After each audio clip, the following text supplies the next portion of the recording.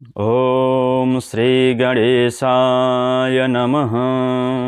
श्री सरस्वत्यै नमः। श्री पुराण पुरुषोत्तमाय नमः। यं ब्रह्मा वरुणेन्द्र रुद्रमरुतः स्तुन्वन्ति दिव्यैस्तवैर् वेदैः साङ्गपदक्रमोपनिषदैर् गायन्ति यं सामगाः।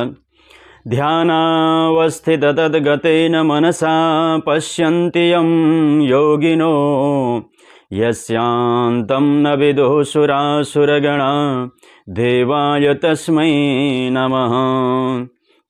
श्रीमच्चन्दनचर्चितोज्ज्वलवपुः शुक्लाम्बरा मल्लिका मालालङ्कृतकुण्डला प्रविलसन् मुक्तावली शोभिता। सर्वज्ञाननिदानपुस्तकधरा रुद्राक्षमालाकरा वाग्देवी वदनाम्बुजे वसतु मे त्रैलोक्यमाता चिरम्। मूकं करोति वाचालं पङ्गुं लङ्घयते गिरिं यत्कृपातमहं वन्दे परमानन्दमाधवम्। नमो भगवते तस्मै व्यासाय मिततेजसे यस्य प्रसादाद् वक्ष्यामि नारायणकथामिमाम्। नारायणं नमस्कृत्य नरं चैव नरोत्तमं देवीं सरस्वतीं व्यासं ततो जयमुदीरयेत्। नमस्तेऽस्तु जगन्मातः स्वस्थानि सर्वमङ्गले तव प्रसादात् देवेशि कथा पूर्ण भवेन् मम। श्रोतृवृन्द, देश तथा विदेशबाट यस युट्युब च्यानलका माध्यमबाट श्री स्वस्थानी परमेश्वरी को कथा प्रसङ्गलाई श्रवण गरिरहनुहुने सम्पूर्ण भक्त सज्जनमा हार्दिक स्वागत गर्दै नमन गर्दै आउनुहोस्। हामीले नित्यप्रति श्री स्वस्थानी व्रतकथा एक अध्यायको क्रमले यस युट्युब च्यानलका माध्यमबाट हजुरहरूले श्रवण गरिरहनु भएको छ र यही क्रमलाई निरन्तरता दिने क्रममा आज 23वां अध्यायको कथा प्रसङ्ग लिएर म आफ्नो युट्युब च्यानलका माध्यमबाट उपस्थित भइसकेको छु। आउनुहोस्, अब हामी श्री स्वस्थानी परमेश्वरीको व्रतकथा 23वां अध्यायमा रहेको कथालाई बडो आनन्दका साथमा श्रवण गर्नेछौँ। त्रयोविंशोत्सवः। कुमारजी आज्ञा गर्नुहुन्छ, हे अगस्त्य मुनि, तहाँ उपरान्त नवराज ब्राह्मण आफ्ना बाबाको खबर गर्न गएपछि नवराजकी स्त्री चन्द्रावती ब्राह्मणीले आफ्नी सासू गोमासँग गई भनिन्, हे माता, म माइत नगएको धेरै दिन भयो। यहाँ भने खानलाई अन्न छैन, लगाउनलाई वस्त्र छैन, अर्कासित मागी कति दिन निर्वाह गर्नु। यस अर्थले अलिक दिन म माइत गई आउँछु, तपाईले आफ्ना जीवको घरको सम्भार गर्नु। तपाईका छोरा आएपछि मलाई बोलाउन पठाउनु होला। म गएपछि एक पेट पाल्न तपाईलाई पनि सजिलै होला। म जान्छु भनी गोमा बजेईलाई प्रणाम गरी माइत गइन्। चन्द्रावती गएपछि गोमा ब्राह्मणीले आफूलाई दुःख भएको र भिक्षुकले श्राप गरेको सम्झी भन्न लागिन्। 7 वर्षका उमेरमा 70 वर्षका बुढासित विवाह भयो। उनी पनि भिक्षा माग्न भनी गएका फिरेनन्। छोराको मुख हेरी दुःख बिर्सिराखेकी थिए। छोराले बुहारीले पनि छाडी गए। यस्ता अवस्थामा परे म धिक्कार रहेछु। उस दिन मलाई श्राप दिने भिक्षुक श्री महादेव रहेछन्। हे जगदीश्वर, मैले जानिन, त्यो अपराध क्षमा गरी दुःखको भुमरीबाट उद्धार गर्नुहोस्। हे शशिशेखर, तपाईलाई कोटि कोटि नमस्कार छ। मलाई रक्षा गर्नुहोस् कि यो प्राण लिनुहोस् भनी यस्ता तरहले गोमा ब्राह्मणी रोई कराई बहुला जस्ती भई हिँड्न लागिन्। यो कुरा कैलाश पर्वतमा पार्वतीले चाल पाइन् र श्री महादेवको आनन्द समयमा बिन्ती गर्न लागिन्। हे स्वामी, हेर्नुहोस् त गोमा ब्राह्मणीको दुःख त्यो पनि तपाईँकी स्त्री हो, त्यसो गर्न योग्य छैन। मलाई अति करुणा भयो हे दयासागर, त्यसको म केही उपाय गरौँ कि आज्ञा दिए। श्री स्वस्थानी परमेश्वरीको व्रत गराउँ र दुःखका समुद्रदेखि पार होली। यति पार्वतीका वचन सुनि महादेवले त्यसै गर भनी आज्ञा दिए र पार्वतीले सप्त ऋषिहरूलाई डाकी आज्ञा गरिन्, हे सप्त ऋषिहरू हो, तिमीहरू मर्त्यलोकमा जाऊ र चन्द्र ज्योति नगरमा गोमा नाउँ गरेकी ब्राह्मणी अति दुखी छे, त्यसलाई श्री स्वस्थानी परमेश्वरीको व्रत गराई आओ। श्री स्वस्थानी परमेश्वरीका व्रतका प्रभावले गोमा ब्राह्मणी दुखदेखि पार होली भनी सम्पूर्ण विधि बताए। यति पार्वतीको आज्ञा सुनि सप्त ऋषिले हवस भनी मर्त्यलोकमा गए। चन्द्र ज्योति नगरमा पुगी सहर बाहिर गोठाला केटाकेटीसित यहाँ दुखी को छ भनी सोधे। यो चन्द्र ज्योति नगरमा उस्ता दुखी कोही छैनन्, सबै सुखमा छन्। बरु सहर बाहिर गोमा नाउँ गरेकी ब्राह्मणी अति दुखी छन्, उहाँ गई सोधी हेर भनी घर देखाइदिए। सप्त ऋषिहरूले गोमा ब्राह्मणीका घर गई बोलाए। गोमा ब्राह्मणीले सुनिन् र बाहिर आइन्, हेरिन्। सप्त ऋषिहरूलाई देखि प्रणाम गरी भित्र डाकी लगी पीरामा बसाली, हे ऋषीश्वर हो, मेरा घरमा आई म यस्ती पापिनीलाई दर्शन दिनुभयो, के कामले आउनुभयो, आज्ञा गर्नु हवस् भनिन्। र सप्त ऋषिहरू भन्दछन्, हे गोमा, तिमी अति दुखी हुनाले श्री स्वस्थानी परमेश्वरीको व्रत गराउन आयौं, एकचित्त भई सुन। सत्ययुगमा हिमालय पर्वतकी पुत्री पार्वतीले श्री महादेव स्वामी पाउना निमित्त गरेको यो व्रत हो। पौष शुक्ल पूर्णिमाका दिनदेखि व्रत आरम्भ गर्नु। हात गोडाका नङ काटी स्नान गरी शुचि भई एक भक्त रही एक चित्त गरी महिना दिनसम्म नित्य मध्याह्न कालमा श्री महादेवको पूजा गर्नु र माघ शुक्ल पूर्णिमाका दिन 800 रोटी, 800 सुपारीका कुडका, 800 बेली पुष्प, 800 पान आदि नाना उपचार तयार गरी तामाको थालीमा ओमकार लेखी गंगा जलले स्नान गराउनु। सिन्दूर, रक्त चन्दन, फूल, मेवा, मिष्टान्न, कस्तुरी, वस्त्र भेटी चढाउनु।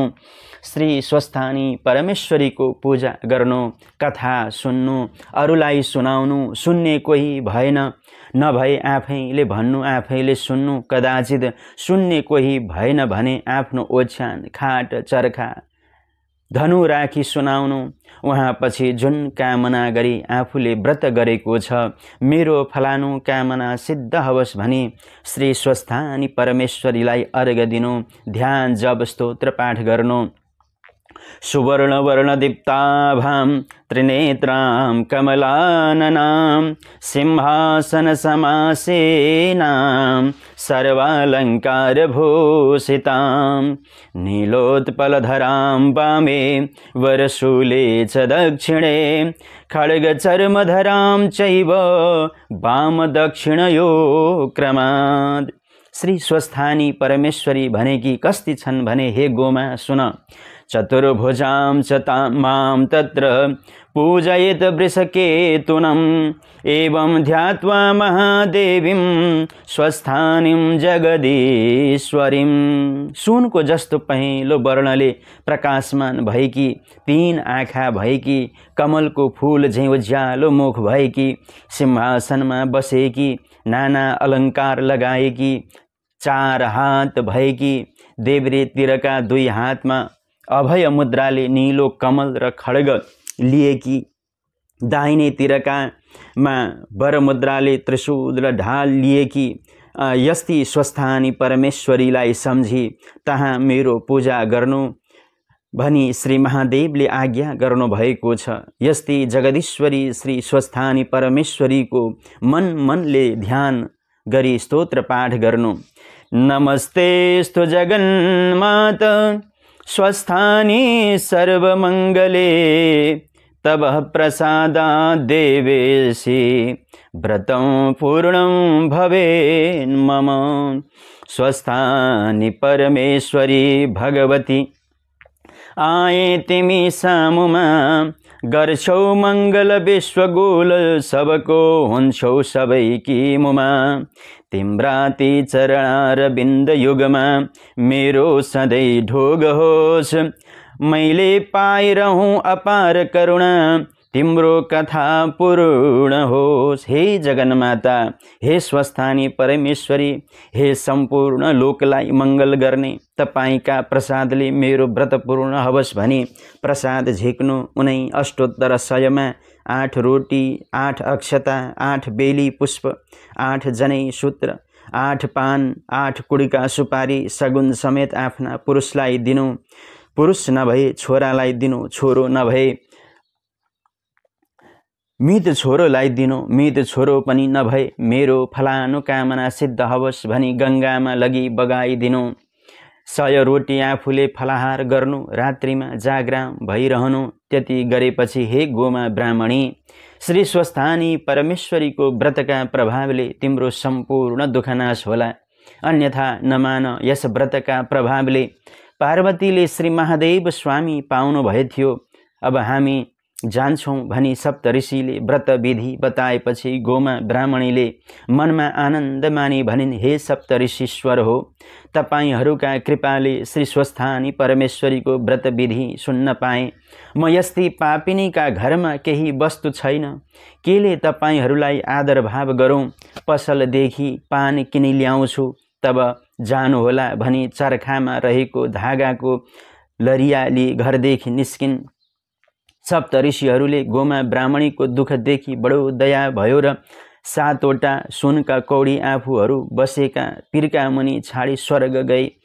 स्कन्दजी भन्नुहुन्छ, हे अगस्त्यजी, जसले यो 23औं अध्याय सुनला, सुनाउला वा पाठ गर्ला त्यसलाई महर्षि मुनि सन्त र सत्पुरुषहरूको दर्शन र कृपा मिल्नेछ। जय जय श्री स्कन्द पुराणे केदार खण्डे माघ महात्म्ये कुमार अगस्त्य संवादे सप्तऋषिकृत श्री स्वस्थानी व्रतोपदेशो नाम त्रयोविंशोत्सवः।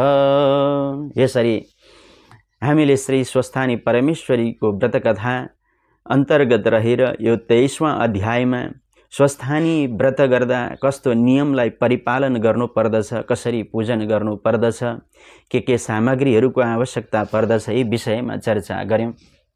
हामीले नित्यप्रति एक अध्यायका क्रमले श्री स्वस्थानी परमेश्वरीको व्रत कथा श्रवण गरिरहेका छौं र यस क्रममा 23वां अध्यायको कथा प्रसंग मैले हजुरहरूलाई श्रवण गराएँ र यस युट्युब च्यानल मनोज खतिवडा, यस युट्युब च्यानललाई हजुरहरूले सब्स्क्राइब गर्नु भएको छैन भने अवश्य पनि सब्स्क्राइब गर्नुहुनेछ, लाइक कमेन्ट गर्नुहुनेछ भन्दै आजको यस प्रसंगबाट म आफ्नो वाणीलाई यही विश्राम दिन चाहन्छु र भोलि पुनः हामी 24वां अध्यायमा रहेका कथा प्रसंग के कस्ता कथाहरू रहेका छन् यो विषयमा चर्चा अवश्य पनि गराउने वाचा गर्दै यहाँहरूको दिन मंगलमय बनोस्।